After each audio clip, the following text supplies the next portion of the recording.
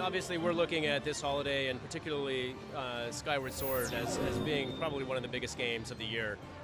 Personally, from my perspective, it's certainly one of the best Zelda games that I think we've ever made. I truly think it's a game that it has a lot of heart to it. It does an amazing job of really painting a beautiful portrait of the characters and their lives in this game, which I think a lot of Zelda fans really adored about games like Majora's Mask and the Wind Waker. Beyond that, I think it's going to be a tremendously expansive Zelda game. And so from that perspective, I think it's going to end up being something along the lines with, in terms of the way it introduces new gameplay through Wii Motion Plus. I mean, this is going to be an experience that if you play video games, you're going to have to buy this game and try it, because there's nothing else like it. There hasn't been a game up until now that has really done what this game is doing with motion control, and doing it in a way that isn't just some kind of a gimmick. It really is all about immersing yourself into the gameplay, and it does an amazing job of doing that. As far as kind of release timeline, obviously we're looking at holiday this year, and we'll be going into more detail on things like the Gold Remote that was announced at E3, as well as some of the other events that will be going on.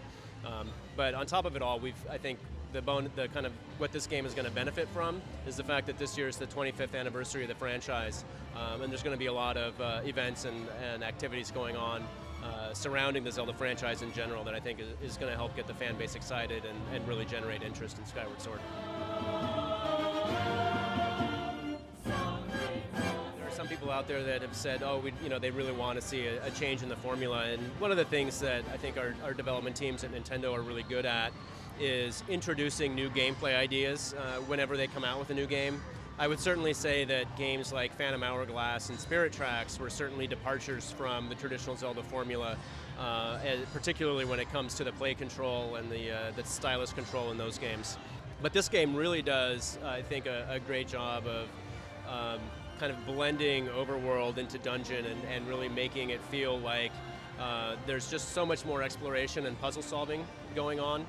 I also think that from a kind of an overall structure perspective, the way that you're going back and forth between the surface world and Skyloft and some of the other areas that were shown at things like the Round Table at E3, I think really are going to create a certain degree of kind of freshness that the series can really benefit from. Personally speaking, I haven't finished the game yet myself, but I'm fairly deep into it, and it's so far probably one of my favorite Zelda games ever.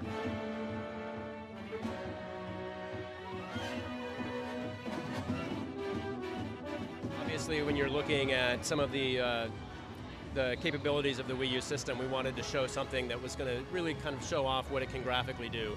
And I think Zelda and the art style that we showed is one way that does a great job, particularly of highlighting things like the lighting and whatnot. So it was really just more an example of what the hardware is capable of, rather than necessarily a demo of an upcoming game or anything like that. The Legend of Zelda Skyward Sword is going to be coming for Wii this holiday.